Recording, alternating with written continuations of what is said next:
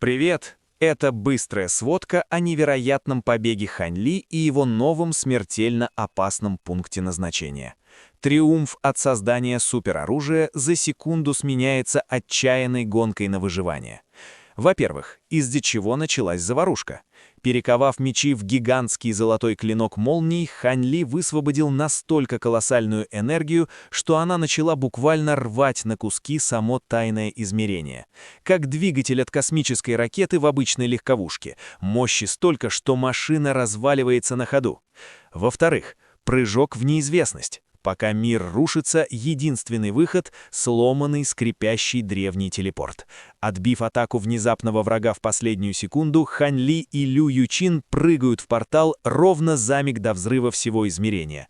Нужно быть по-настоящему отчаянным, чтобы доверить жизнь порталу, который с равной вероятностью мог расщепить на атомы. Наконец, спасение с сомнительными перспективами. Телепорт выбрасывает героев в мрачную скалистую пустошь, а из трофеев поверженного врага достается лишь странная, абсолютно неразрушимая серая тряпка без капли магии. Впереди безграничное песчаное море с ядовитым огнем и миражами. Надеемся, этот кусок неуязвимой ткани станет ключом к выживанию. Выжженные пески скрывают путь к величайшим секретам. Ставки высоки как никогда. А теперь слушаем дальше.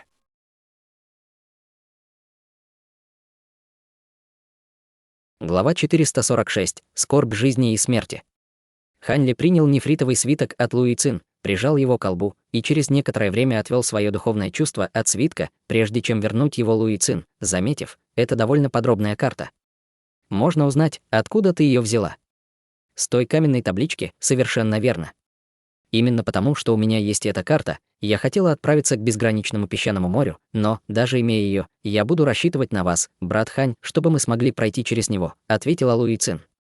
Я сделаю все, что в моих силах, двусмысленно ответил Хань Ли, после чего лазурный летающий корабль под его ногами по его велению полетел в пустыню.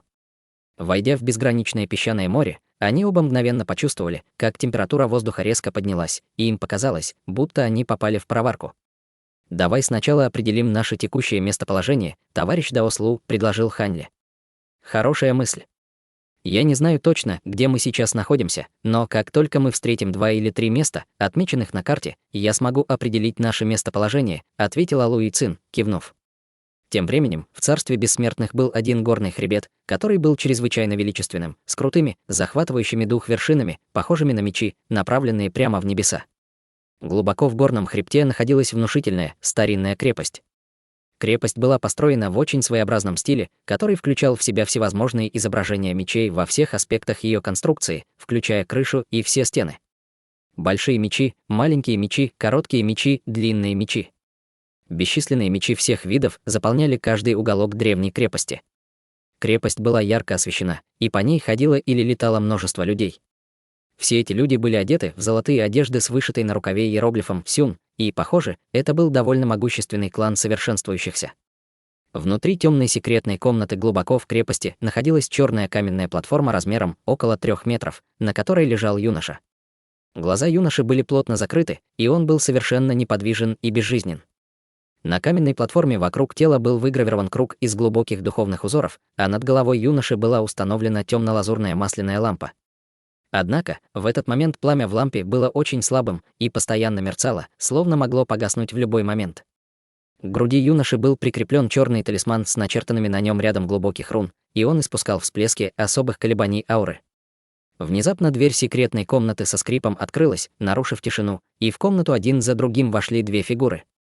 Первой фигурой был пожилой мужчина с седыми волосами, но его лицо было чрезвычайно гладким и совершенно лишённым морщин, что представляло собой довольно своеобразный контраст. За пожилым мужчиной шел странного вида мужчина средних лет с темно-зеленым цветом лица и парой глаз с крошечными черными зрачками. Они подошли к каменной платформе и обратили свое внимание на черный талисман. «Сегодня тот самый день?» Внезапно спросил седовласый пожилой мужчина. «Да. Мое гадание говорит мне, что это сегодня», ответил зеленолицый мужчина, достав лазурный предмет, похожий на счеты, на котором бусины время от времени сами собой скользили туда-сюда. У Шанера самые лучшие способности из всех представителей его поколения в нашем клане, но, к сожалению, у него было трудное детство, поскольку он происходит из боковой ветви нашего клана, в результате чего у него очень холодный и высокомерный характер. Он отказался принять какую-либо помощь от нашего клана и настаивает на том, чтобы идти своим путем. Надеюсь, что после этого испытания он сможет отказаться от своего упрямства и понять, что действительно важно, вздохнул седовласый пожилой мужчина. Зеленолицый мужчина кивнул в ответ и уже собирался что-то сказать, как вдруг поднял брови и воскликнул: «Начинается!» Как только его голос стих, черный талисман на груди юноши внезапно сам по себе загорелся, вспыхнув шаром черного пламени. Все узоры на каменной платформе вокруг тела также начали светиться ослепительным черным светом, образуя черный ореол, охвативший все тело. Увидев это, седовласый пожилой мужчина немедленно щелкнул пальцем, выпустив полосу черного света, которая исчезла в черном пламени перед телом.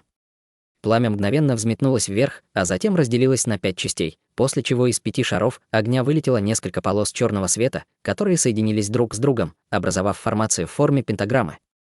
По секретной комнате мгновенно начали гулять сильные порывы инского ветра, и температура воздуха резко упала, но седовласый пожилой мужчина и зеленолицый мужчина не обратили на это внимания, пристально глядя на формацию в форме пентаграммы. Пространство в центре формации внезапно начало искривляться, и появилась черная тень, извивающаяся и корчащаяся, словно живое существо. Тень некоторое время извивалась, а затем резко раскололась, открыв пространственную трещину. В следующий миг из пространственной трещины вылетел шар золотого света, который мгновенно исчез в теле юноши. Через некоторое время тело начало излучать ослепительный золотой свет. Увидев это, глаза седовласого пожилого мужчины немедленно загорелись, и он взмахнул рукавом, выпустив вспышку белого света, которая окутала тело юноши. Цвет лица бледного и безжизненного юноши быстро вернулся к норме, и его сердце тоже начало биться, когда жизненная сила вернулась в его тело. Лазурная лампа над головой юноши тоже внезапно стала в несколько раз ярче, а ее пламя стало чрезвычайно стабильным. Прошло еще немного времени, и веки юноши слегка дрогнули, а затем медленно открылись, являя пару затуманенных и дезориентированных глаз. Прошло немало времени, прежде чем этот затуманенный взгляд сфокусировался, и юноша начал оглядываться по сторонам с недоумением, после чего быстро заметил 2 людей рядом с собой. Дядя, глава клана, его лицо мгновенно изменилось, когда он попытался сесть, но седовласый пожилой мужчина положил руку ему на плечо и сказал: «Лежи спокойно, Шанер. Техника переноса души только что завершилась, поэтому ты пока не можешь двигаться». Юноша открыл рот, чтобы что-то сказать, но в конце концов промолчал и снова лег. «Что происходит, глава клана? Я ведь должен быть уже мертв. Почему я вернулся в клан?» — спросил юноша. «Ты должен быть благодарен своему дяде. Давным-давно он с помощью гадания узнал, что в какой-то момент ты столкнешься со скорбью жизни и смерти, но не смог определить, когда именно она постигнет тебя. Поэтому, когда ты решил покинуть клан, он тайно поместил на твою зарождающуюся душу секретную технику переноса души, которая гарантировала, что, если твоя зарождающаяся душа когда-либо получит смертельный урон, она будет автоматически телепортирована обратно в наш клан, чтобы ты смог завладеть другим телом, объяснил седовласый пожилой мужчина. Юноша помолчал немного, затем повернулся к зеленолицему мужчине и сказал: «Понятно. Спасибо тебе, дядя. Если бы не ты, я бы уже был мертв. Не стоит благодарности. Не забывай, что мы с тобой связаны кровью», — ответил зеленолицый мужчина, пренебрежительно взмахнув рукой.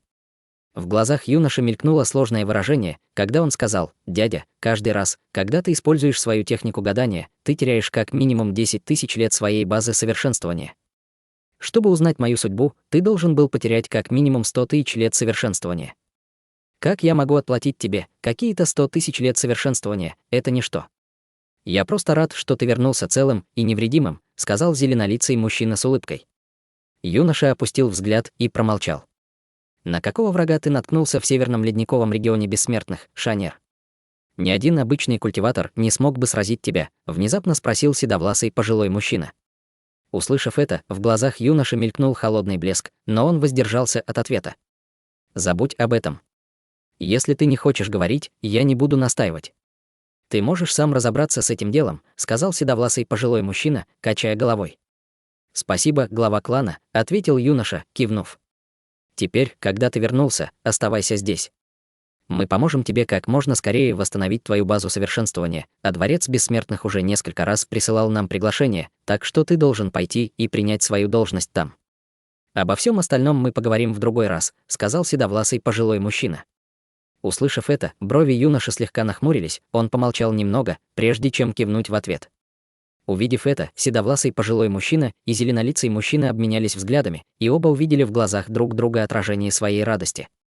В небе над красной равниной два шара сияющего света, один красный, а другой золотой, вели ожесточенную битву.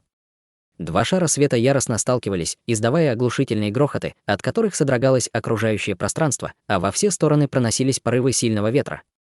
Время от времени сверху падали одна или две полосы света, оставляя в земле гигантские кратеры и поднимая в воздух огромные облака красной пыли. Одним из участников битвы была никто иная, как женщина в серебряной мантии по имени Цуйлин, и она стояла на спине грозного золотого жука, который излучал ослепительный золотой свет. Она сражалась с группой из 7 или 8 фигур, все они были одеты в красные одежды с вышитыми на них чрезвычайно реалистичными изображениями огненных воронов. Это были культиваторы из секты Истинного Пламени, но Даоса Хуяня и Юнь среди них не было видно. Все культиваторы из секты Истинного Пламени выглядели довольно потрепанными. В частности, 3 золотых бессмертных среди них, казалось, были ранены. Этой троицей руководил Сюй Янцзы, и они приказали всем культиваторам из секты Истинного Пламени сформировать формацию в форме пламени. Над каждым из них парил большой красный флаг с горящим на нем палящим пламенем, и из 8 флагов в сторону Цуйлин и Золотого Жука вырывались вспышки огня. Огонь излучал палящий жар, от которого само пространство дрожало и искажалось, но Цуйлин совсем не воспринимала эту битву всерьез. Вместо этого она небрежно стояла на спине Золотого Жука, играя с зеленой тыквой в руке, не обращая ни малейшего внимания на происходящую битву. Тем временем Золотой Жук взмахнул 2 передними лапами, выпустив полосы полупрозрачного света, каждая из которых была около 3 метров в длину. Полосы света обрушились на алое пламя, как густой и быстрый дождь, и раздался оглушительный грохот, когда полосы света и палящее пламя рассеялись одновременно, ни одна из сторон не смогла одержать верх. «Цуйлин, между тобой и нашей сектой Истинного Пламени нет вражды, так почему ты внезапно напала на нас?» Проревел Сюй Янцзы яростным голосом. «Мы все пришли в бессмертное поместье Адского Мороза, чтобы искать сокровища, но, как вы видите, я одна, и в одиночку я могу сделать не так уж много. Поэтому, прежде чем войти в бессмертное поместье, я тайно поставила на всех вас метки. Таким образом, все, что мне нужно сделать, это позволить вам немного побродить, а затем выследить вас, и все найденные вами сокровища станут моими. Разве это не гораздо лучшая стратегия, чем бродить в поисках сокровищ в одиночку?» Ответила Цуйлин с широкой улыбкой.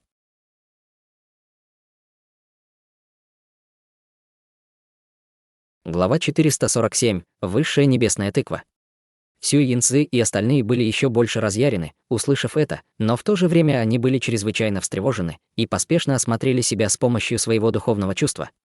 На лице Цуйлин появилась насмешливая ухмылка, когда она взмахнула рукавом, и с одной ее стороны появился огромный лазурный шелкопряд длиной в несколько сотен метров, а с другой — белоснежный питон такого же размера. Оба огромных существа, как только появились, немедленно набросились на Сюй Янцзы и остальных. Лазурный шелкопряд выглядел довольно раздутым, но он был намного быстрее гигантского белого питона и в мгновение ока добрался до культиваторов из секты Истинного Пламени, прежде чем открыть пасть и выпустить плотную массу лазурного шелка, образуя огромную сеть, которая пронеслась по воздуху. Эти лазурные шелковые нити были блестящими и полупрозрачными, и они также испускали слабые колебания силы закона. Сюй Янцзы и остальные были весьма встревожены, увидев это, и Сюй Янцзы поспешно крикнул: «Примите формацию Золотого Ворона». Сразу же после этого он начал быстро складывать ручные печати, открыв рот и выпустив шар кровяной эссенции в большой флаг над своей головой. Духовные узоры на поверхности флага мгновенно засияли, приобретая золотистый цвет, и из него вырвался столб золотого огня. Все остальные немедленно сделали то же самое, и флаги над их головами также приобрели золотистый оттенок, выпустив столпы золотого пламени. 8 огненных столбов слились в небе, превратившись в золотую птицу размером более 300 метров. У птицы был гребень феникса на голове и длинные огненные хвостовые перья. Самым примечательным было то, что у нее было 3 ноги, и она расправила свои огромные крылья, прежде чем ринуться на приближающуюся лазурную сеть. Как только лазурная сеть соприкоснулась с золотой птицей, она мгновенно вспыхнула и быстро сгорела дотла. Увидев это, Цуйлин подняла бровь. Тем временем гигантский белый питон также приблизился к культиваторам из секты Истинного Пламени и, широко раскрыв пасть, выпустил толстый столб полупрозрачного белого света. Как только столб белого света появился, он мгновенно и беззвучно разлетелся на облако белого тумана, перемежающегося с белыми ледяными шипами, которые со всех сторон устремились к культиваторам из секты Истинного Пламени. Облако белого тумана испускало леденящую кровь морозную ци, и казалось, что даже окружающее пространство промерзло насквозь. Тем временем гигантский лазурный шелкопряд раздраженно взвизгнул, когда его атаку сорвали, и снова открыл пасть, выпустив поток бесчисленных шелковых нитей, которые полетели по воздуху, словно град стрел. В то же время золотой жук, на котором ехала Цуйлин, также присоединился к атаке, яростно взмахнув двумя передними лапами и выпустив две полосы полупрозрачного света, каждая из которых была длиной более 300 метров.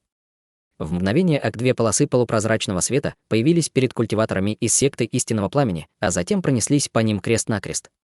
Совместная мощь этих трех зверей была чрезвычайно грозной, и в глазах Сюй Янцзы мелькнул встревоженный взгляд, когда он поспешно начал быстро складывать ручные печати, в то время как все остальные тоже смотрели с мрачными лицами.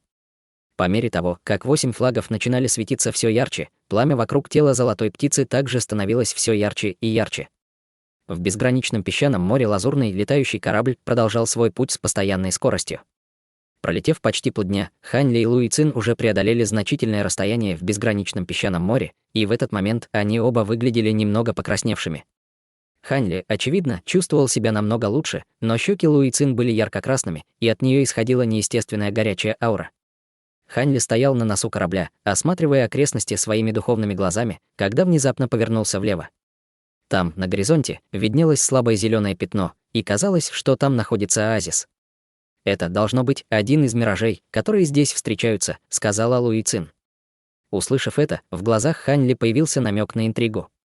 «С этими миражами очень трудно справиться, но если мы хотим определить наше текущее местоположение, нам придется отправиться туда. Однако, я не очень хорошо разбираюсь в рассеивании иллюзий, поэтому я буду рассчитывать на вас, брат Хань», — сказала Луи Цин. Хань Ли двусмысленно кивнул в ответ, и лазурный летающий корабль под его ногами значительно ускорился по его велению, устремившись к оазису. Битва над Красной равниной продолжалась. Непрерывно раздавалась серия оглушительных взрывов, от которых содрогались окружающее пространство и земля. Все культиваторы из секты истинного пламени лихорадочно складывали ручные печати, и кроме 3 золотых бессмертных, все остальные выглядели очень бледными. Флаги, парящие над их головами, уже приобрели ярко-золотистый оттенок, а руны на их поверхности непрерывно пульсировали. Золотого ворона нигде не было видно, его заменило море золотого огня размером в несколько тысяч метров. Море золотого пламени сдерживало все атаки 3 грозных зверей, и наступило безвыходное положение. Похоже, я недооценила вас. Впрочем, у вас, должно быть, есть какие-то козыри в рукаве, раз уж вы решили войти в бессмертное поместье Адского Мороза. Как бы то ни было, это прекрасная возможность проверить силу этой штуки, сказала Цуйлин с улыбкой, а затем бросила вперед зеленую тыкву, которую держала в руке. В то же время из ее рта вырвалась вспышка серебряного света, которая мгновенно исчезла в тыкве. Тыква мгновенно содрогнулась, прежде чем засияла ослепительным зеленым светом, а также резко увеличилась в размерах до более 30 метров в длину. Вся тыква выглядела так, будто была сделана из изысканного зеленого нефрита, и ее поверхность была усеяна глубокими узорами. Внезапно тыква начала дрожать, и на ее поверхности появилось бесчисленное множество духовных рун, похожих на головастиков, излучающих ослепительный серебряный свет. В то же время из тыквы во все стороны хлынула вспышка грозных колебаний закона, от которых окружающее пространство яростно содрогнулось. Это высшее небесное сокровище, сердце всех культиваторов из секты истинного пламени мгновенно оцепенели, увидев это. В данный момент они были полностью скованы атаками 3 грозных зверей, и больше ничего не могли сделать. На лице Цуйлин впервые за всю битву появилось серьезное выражение, и она начала быстро складывать ручные печати, выпуская изо рта несколько шаров серебряного света, которые мгновенно исчезали в гигантской зеленой тыкве. Зеленый свет, излучаемый тыквой, мгновенно стал еще ярче, а серебряные духовные руны на ее поверхности начали извиваться и корчиться, словно живые существа. Внезапно из отверстия тыквы вырвался поток зеленого света, который устремился прямо к Сюй Янцзы и остальным. Затем в потоке зеленого света появилось зеленое кольцо, испустив всплеск неописуемых колебаний закона. Окружающее пространство мгновенно разрушилось, а вся изначальная ци мира в радиусе десятков тысяч километров пришла в неистовство. В воздухе появились бесчисленные шары пятицветного света, которые устремились к зеленому кольцу, прежде чем исчезнуть в нем, отчего оно еще больше увеличилось в размерах, а флуктуации силы закона, которые оно испускало, стали еще более мощными. Поток зеленого света в мгновение окударил в море золотого огня, затем с легкостью пронзил его и оказался прямо над головами культиваторов из секты истинного пламени. В мгновение полоса зеленого света поглотила 8 флагов, висящих над их головами, и зеленое кольцо внутри нее резко расширилось, охватив все 8 флагов. Золотое пламя, горящее на 8 флагах, мгновенно погасло, после чего флаги быстро и значительно уменьшились в размерах. Лица всех культиваторов секты истинного пламени мгновенно изменились, увидев это. Только что их духовная связь с 8 флагами внезапно оборвалась. Увидев это, на лице Цуйлин появилось довольное выражение, и она наложила в воздухе ручную печать, после чего полоса зеленого света устремилась обратно в гигантскую зеленую тыкву, забрав с собой 8 флагов. Сюй Янцзы и остальные были совершенно ошеломлены, увидев это. Лишившись поддержки 8 флагов, море золотого огня перед ними яростно взорвалось, превратившись в грозное море огня, прежде чем быстро исчезнуть, и с этим исчезло последнее препятствие на пути атак 3 грозных зверей. Бесчисленные лазурные шелковые нити пронеслись по воздуху, опутывая всех культиваторов секты истинного пламени, прежде чем они успели среагировать. Сразу же после этого из окружающего пространства вырвались 2 толстые полосы полупрозрачного света, которые со скоростью молнии устремились к ним, мгновенно разрубив опутанное тело. В то же время прибыло облако ледяного тумана с бесчисленными ледяными шипами, и спустив такую мощную ледяную ци, что из ниоткуда появилась белая ледяная гора диаметром в несколько километров, заключив в себя всех культиваторов секты истинного пламени. В этот момент все культиваторы секты истинного пламени уже погибли, за исключением 3 золотых бессмертных, но даже они были полностью обездвижены и едва цеплялись за жизнь. Цуйлин довольно кивнула, увидев это, после чего ее брови внезапно слегка нахмурились, а лицо заметно побледнело. Зеленая тыква была чрезвычайно мощной, но она все еще не усовершенствовала ее, поэтому ей приходилось тратить огромное количество бессмертной духовной силы, чтобы использовать ее.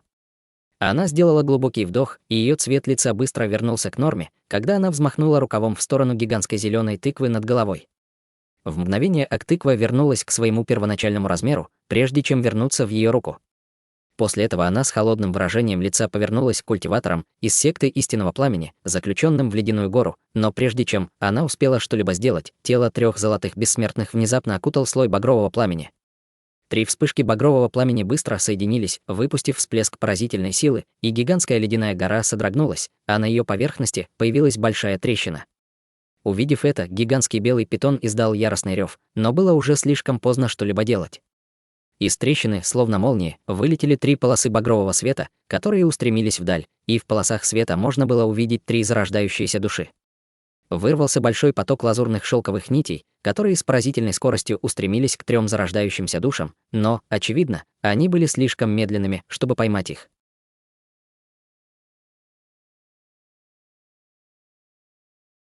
Глава 448. Надвигающаяся буря. Цуйлин, увидев это, усмехнулась и лениво щелкнула пальцем. Из него вырвалась серебряная искра, подобная молнии, и мгновенно растворилась в воздухе. В следующее мгновение она возникла прямо над 3 зарождающимися душами, приняв облик маленького серебряного флакона. Из горлышка флакона хлынул серебряный свет, окутывая души, и пространство вокруг них стало невероятно плотным.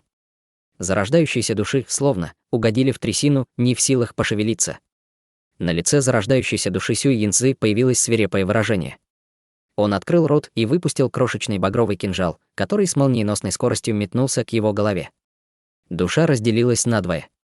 Одна половина вспыхнула, превратившись в крошечную огненную фигурку, внутри которой плясали бесчисленные багровые руны. Фигурка протянула руки к окружающему серебряному свету, затем с силой развела их, разрывая в нем брешь. Другая половина души Сюй Янцзы тут же вылетела через образовавшуюся дыру.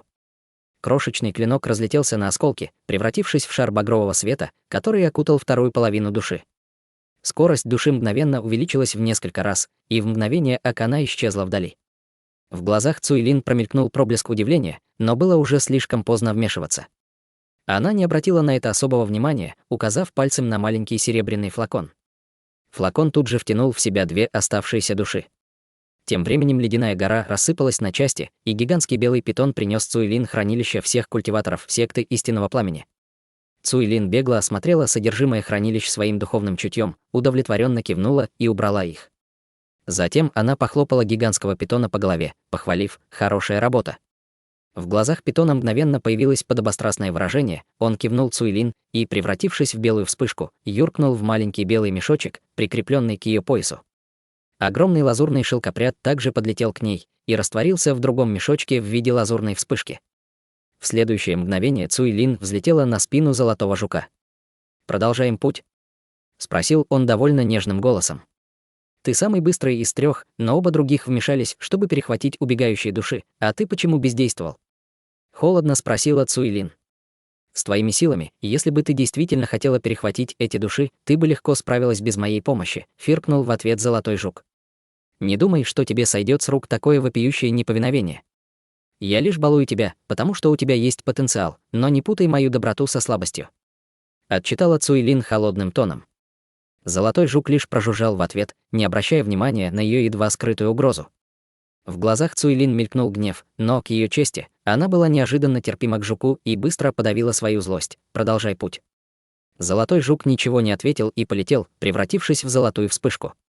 Цуйлин села на его спину и бросила взгляд на зеленую тыкву в своей руке. По ее велению из горлышка тыквы вырвалась лазурная вспышка, и 8 багровых флагов вылетели наружу, приземлившись в ее ладони. На лице Цуйлин появилась тень возбуждения. Что в ней такого особенного? Всего лишь какая-то паршивая тыква, фыркнул Золотой Жук. Это необычная тыква. Все небесные сокровища рождаются из самой сути небес и земли и обладают несравненной силой. Это настоящие сокровища бессмертной сущности, и эта тыква росла здесь бесчисленное количество лет. Сила закона, возвращенная в ней, это самая сокровенная тайна этого царства, и она, безусловно, будет еще более грозной, чем среднестатистическое небесное сокровище. Я еще даже не начала ее очищать, а она уже демонстрирует такую грозную силу.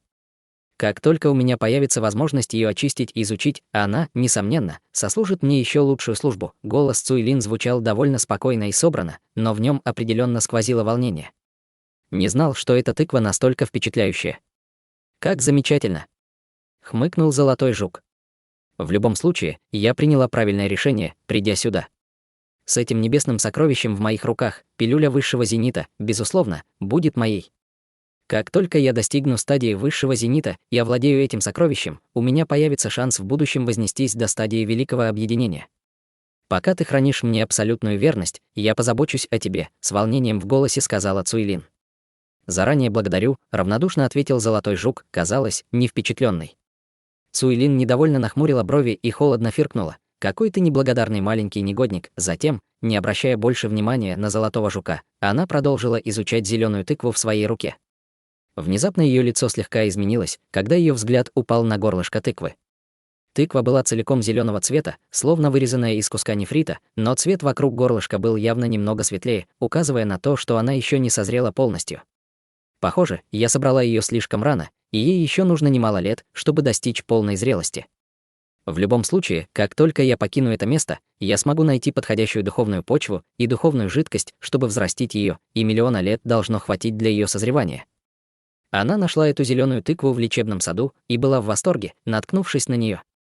Она знала, что тыква еще не дозрела, но, немного подумав, все же решила сорвать ее.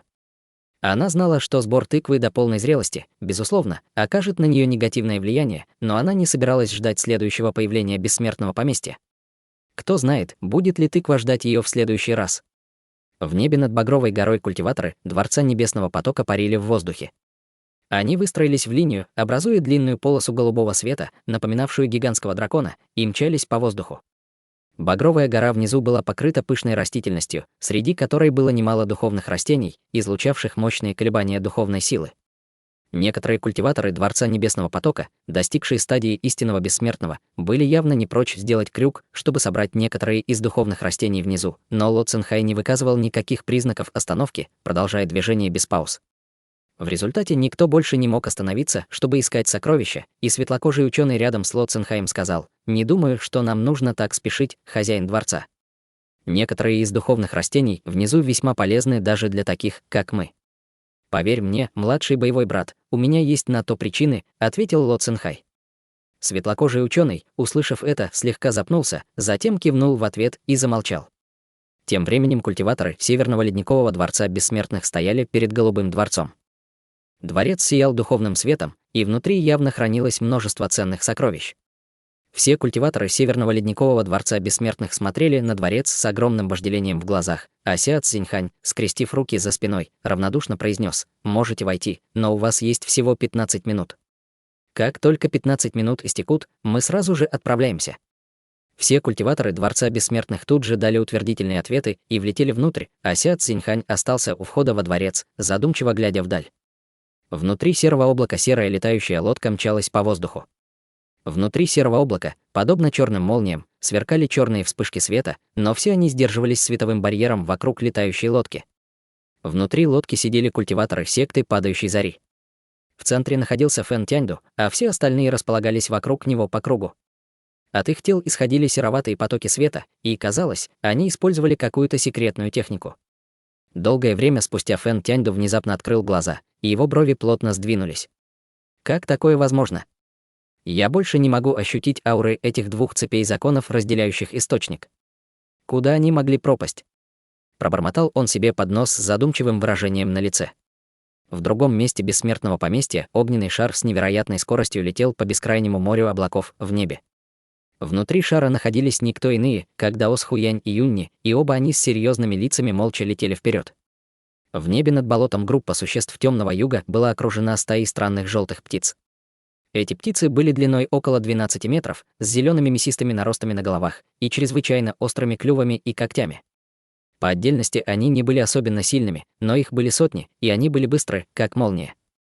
Существа темного юга были намного сильнее этих птиц, но все же оказались в ловушке, не в силах продвинуться вперед.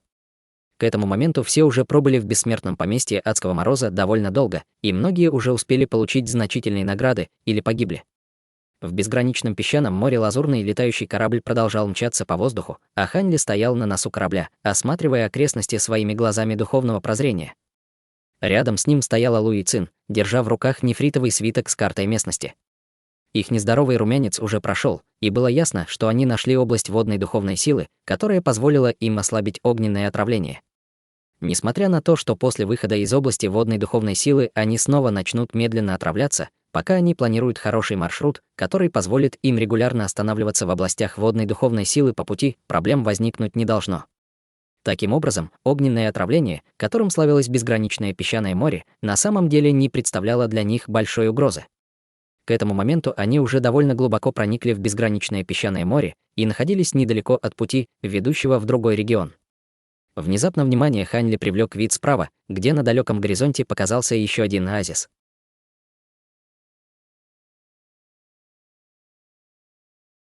Глава 449. Неумолимые миражи. Луи Цин тоже заметила оазис впереди. Это уже 83-й мираж, брат Хань. Отсюда нам нужно двигаться в северо-восточном направлении. Услышав это, Хань Ли призвал свою священную ось мантры, и по его велению в центре оси возникло око истины. Из глаза струился слабый золотистый свет, обращенный вперед, и лазурный летающий корабль тут же слегка изменил направление, двигаясь на северо-восток от оазиса. Несмотря на смену курса, оазис все равно маячил прямо по курсу, увеличиваясь на горизонте по мере приближения корабля. Хань Ли не пытался избежать оазиса, направляя корабль прямо в него. Окружающая обстановка внезапно изменилась. Бесплодная и пустынная местность уступила место пышному оазису, густо поросшему зеленью, с сверкающими озерами. Воздух стал влажным, зной исчез, словно они попали в прохладный и освежающий мир, разительно отличающийся от того, в котором находились мгновением ранее. Однако, окружающий оазис постоянно вращался, вызывая головокружение и дезориентацию. Выражение лица Хань Ли оставалось спокойным и собранным, он, казалось, привык к этому. Он продолжал складывать ручные печати, осматривая окрестности своим оком истины, а Луи Цин уже закрыла глаза и села, скрестив ноги, направляя свою духовную силу на защиту разума. Лазурный летающий корабль продолжал свой путь, не подвергаясь воздействию изменений окружающей среды. Примерно через четверть часа окружающий оазис внезапно исчез, слой за слоем, словно лопающиеся пузыри, и окружающая среда вернулась к прежнему иссохшему пустынному ландшафту. Хань Ли никак не отреагировал на это и, продолжая смотреть вперед, направлял лазурный корабль дальше. Не думала, что эти миражи будут такими непостижимыми. Слава небесам, что ты здесь, брат Хань. Иначе, даже имея карту и зная правильный маршрут, я бы не смогла добраться до места назначения, улыбнувшись, сказала Луи Цин, медленно открывая глаза. Хань Ли лишь слабо улыбнулся в ответ. Мы уже недалеко от прохода, но, насколько я слышала, его охраняет демонический зверь стадии Золотого Бессмертного, так что обойти его будет непросто, продолжила Луи Цин. Знаете, что это за зверь? Подняв бровь, спросил Хань Ли. Нет. Я лишь слышала, что он довольно грозен, и уже бесчисленное количество лет охраняет этот проход, покачала головой Луи Цин. Понятно.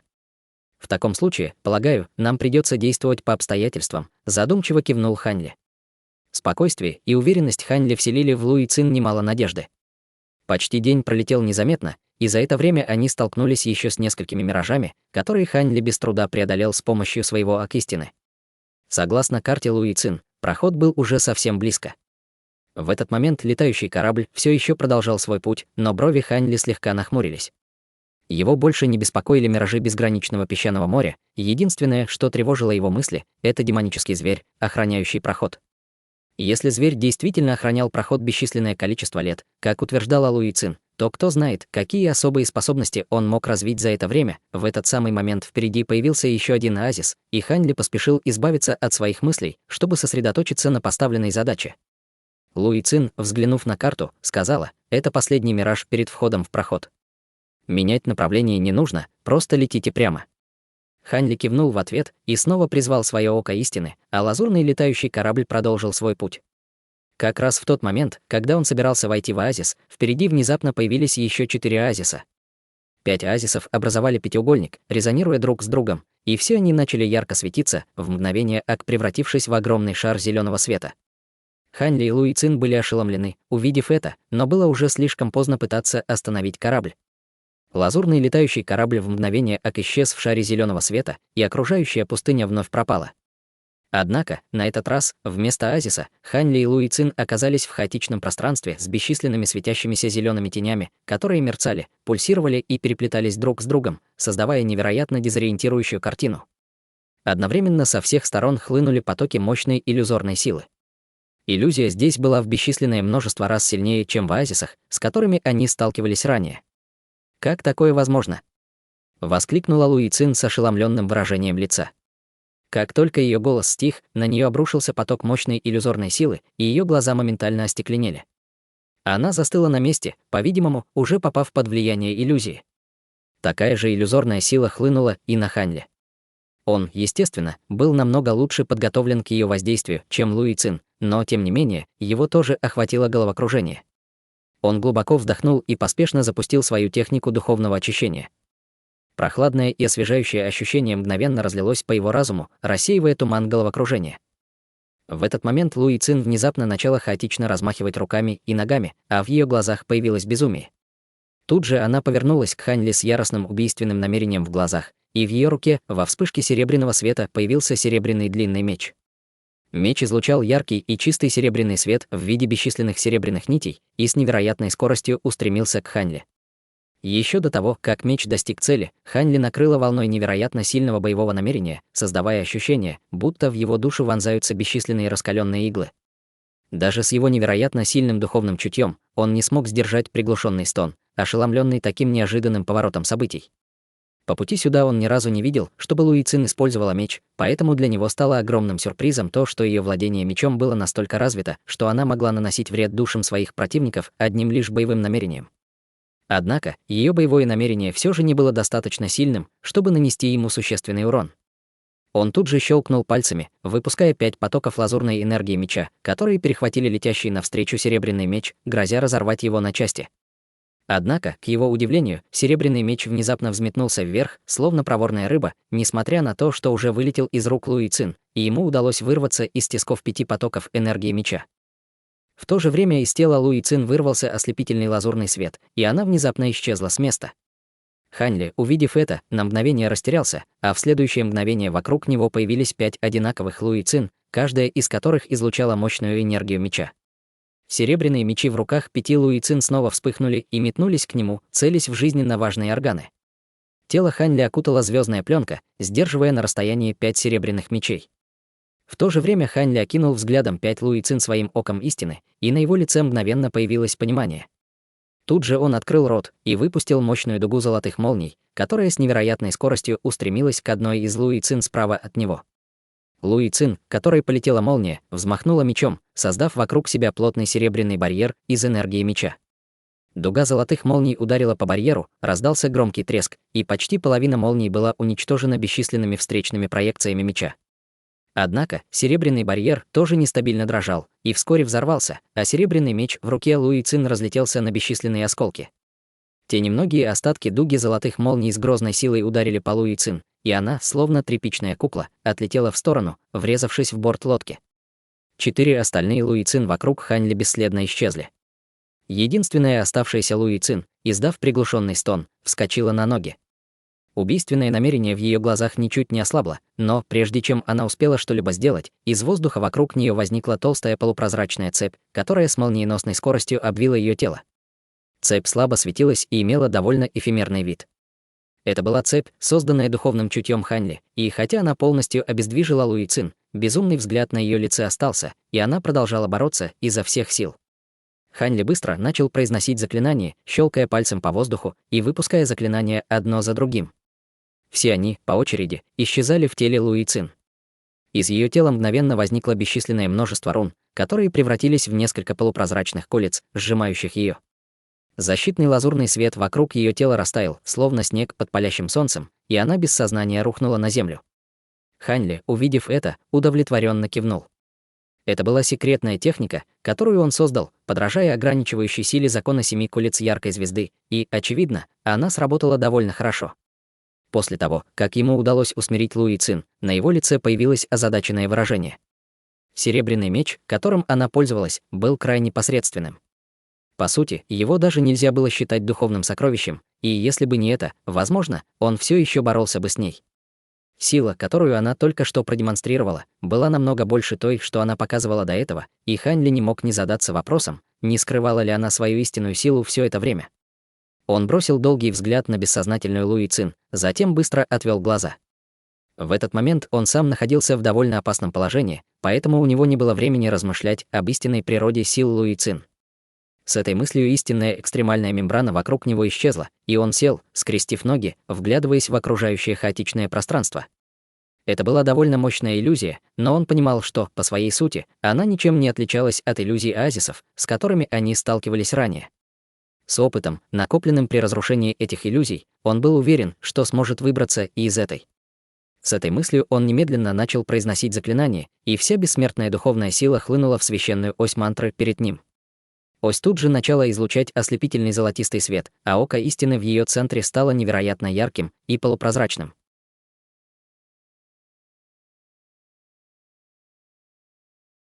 Глава 450. Опоздавший. Хань Ли глубоко вдохнул, взмахнул рукавом в сторону ок истины, и из него вырвался поток золотого света, который мгновенно исчез в глазу. Око истины засияло еще ярче, и из него вылетело бесчисленное множество золотых нитей. Эти нити были невероятно быстрыми и мгновенно распространились по всему иллюзорному пространству. Хань Ли закрыл глаза, быстро складывая ручные печати, и око истины начал мерцать, а золотые нити — дрожать, словно бесчисленные чувствительные щупальца, исследуя все в иллюзорном пространстве. Почти час пролетел незаметно, и все это время Хань Ли сидел, скрестив ноги, совершенно неподвижно. Внезапно где-то в иллюзорном пространстве раздался слабый глухой стук, и из одной из золотых нитей вырвалась вспышка золотого света. Пространство рядом с этой нитью содрогнулось, по нему пошли круги, и Хань Ли, резко открыв глаза, повернулся в том направлении, быстро щелкая пальцами. В то же время из межбровья Хань Ли хлынул мощный поток духовного чувства, и рядом с местом, где рябило пространство, вспыхнул серебряный свет, после чего там возникли 8 или 9 цепей духовного чувства. Все цепи имели острые концы, которые вонзились в дрожащее пространство, и из него тут же вырвался ослепительный зеленый свет, который хаотично изгибался и искажался, образуя очень узкую щель. Глаза Хань Ли загорелись, увидев это, и летающий корабль под ним, резко ускорившись по его велению, превратился в размытую зеленую тень, которая в мгновение ока исчезла в расщелине. Иллюзорное пространство вокруг Хань Ли мгновенно исчезло, и летающий корабль появился в безграничном песчаном море, продолжая свой путь без остановки. Только тогда Хань Ли с облегчением вздохнул. Эта иллюзия была намного сильнее предыдущих, и даже он чуть не стал ее жертвой. Тем временем Луи Цин пришла в себя. Она больше не боролась, а лежала на земле неподвижно, по-видимому, потеряв сознание. Хань Ли с сомнением посмотрел на нее. Немного подумав, он, казалось, принял решение. Он выпустил заклинание, и цепь духовного чувства вокруг Луи Цин медленно исчезла.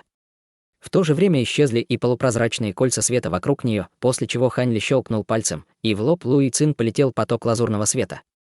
Она издала приглушенный стон, ее длинные ресницы слегка затрепетали, и она медленно открыла глаза. Она все еще выглядела немного дезориентированной, но, по крайней мере, безумие в ее глазах исчезло. Придя в себя, она резко изменилась в лице, поспешно села и с паникой осмотрелась.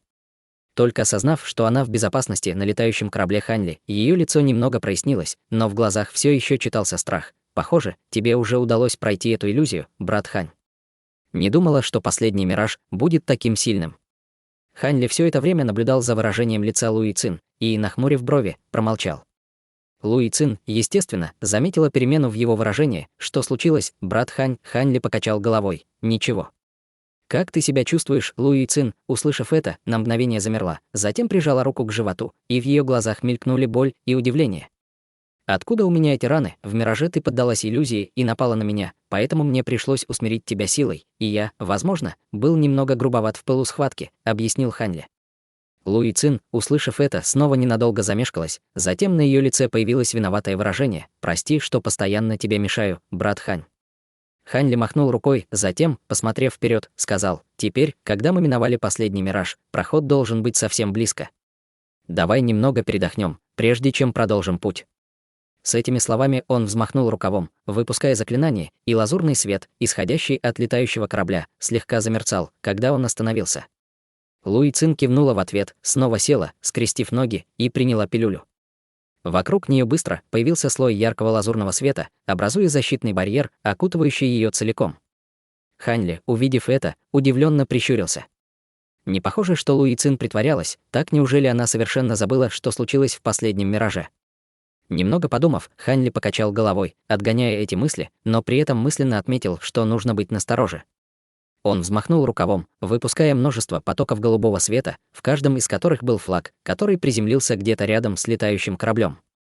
Флаги излучали яркий голубой свет, образуя плотный защитный барьер, окутывающий весь лазурный летающий корабль. Установив формацию, Ханли перевернул ладонь, и в ней появилась багровая пилюля. Пилюля была окутана плотным багровым светом и излучала мощные колебания духовной силы. Это была одна из пилюль обширного неба, которую ему дал Змей-3. Чтобы разрушить последний мираж, он потратил много бессмертной духовной силы, и впереди его ждала встреча с демоническим зверем стадии Золотого Бессмертного, поэтому ему нужно было как можно скорее восполнить свои запасы бессмертной духовной силы. Приняв пилюлю, Ханли сел, скрестив ноги, и запустил свою технику совершенствования, чтобы усвоить пилюлю. Его лицо быстро покрылось красным светом. В небе над черной пустыней в бессмертном поместье Адского Мороза по воздуху мчался зеленый нефритовый летающий экипаж. Это место было ничем иным, как черной скалистой пустыней, которую Ханли и Луи Цин только что пересекли. На летающем экипаже стоял высокий мужчина, держа в руке белый диск сокровища, на поверхности которого мерцала красная точка.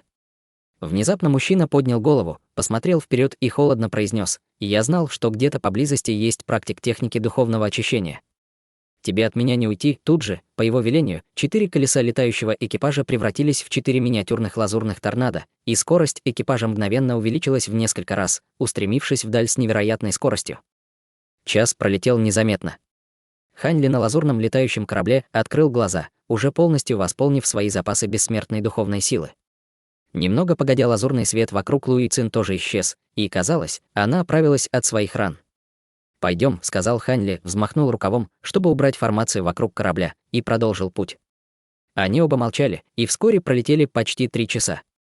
Это была, пожалуй, самая глубокая часть безграничного песчаного моря, но палящий жар в воздухе постепенно ослабевал, сменяясь легкой прохладой. Внезапно Ханли сузил зрачки, взмахнул рукавом, и лазурный летающий корабль мгновенно остановился.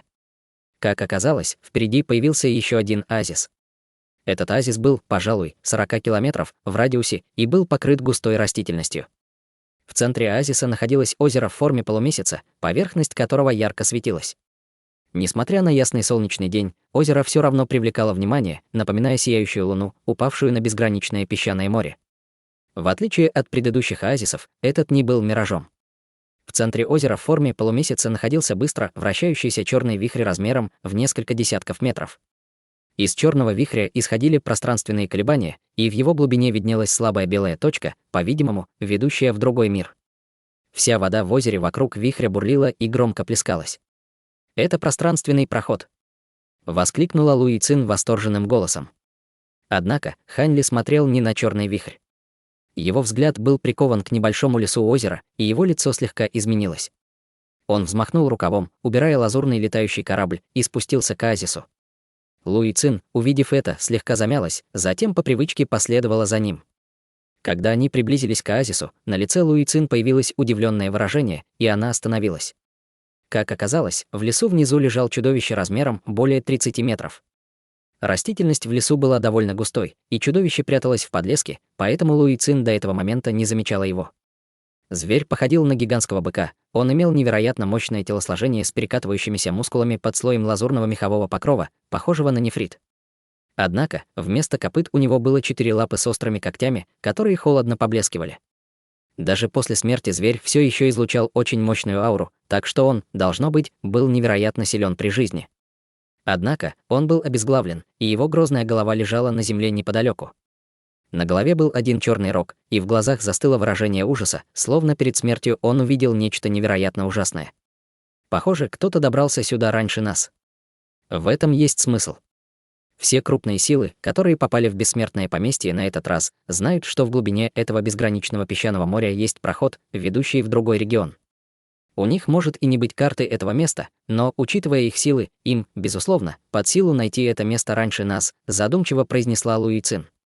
Хань Ли кивнул в ответ, и на его лице появилось мрачное выражение, когда его взгляд упал на рану на шее демонического зверя. Срез раны был очень ровным и гладким, что указывало на то, что зверю отрубили голову одним ударом. Более того, в близлежащем оазисе не было никаких следов битвы, что указывало на то, что он был убит одной атакой, прежде чем успел ответить. Только невероятно сильный культиватор мог так легко расправиться с демоническим зверем стадии Золотого Бессмертного. Хань Ли приземлился рядом с телом грозного демонического зверя, провел рукой по ране на шее, собрал немного крови, понюхал ее, и его глаза тут же загорелись.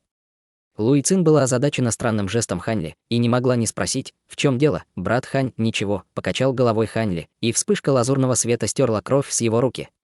В любом случае, теперь, когда зверь уже убит, нам не придется ломать голову над тем, как его обойти. Пойдем.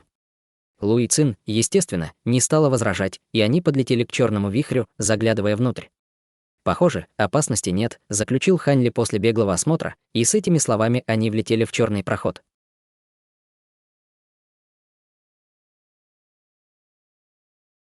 Друзья, эти главы, когда самый опасный враг оказывается рядом с тобой.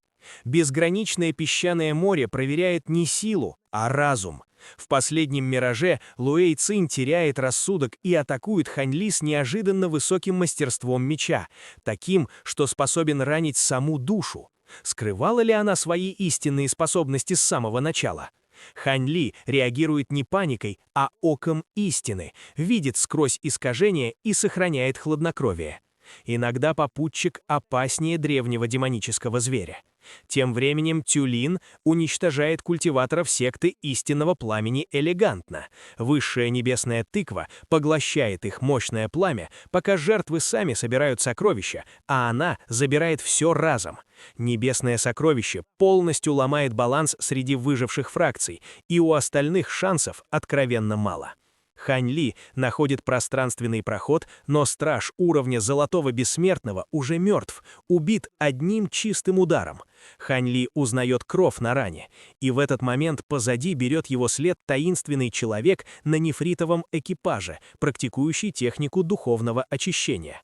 Что дальше? Мертвый страж означает кого-то невероятно могущественного впереди, а преследователь означает, что время вышло.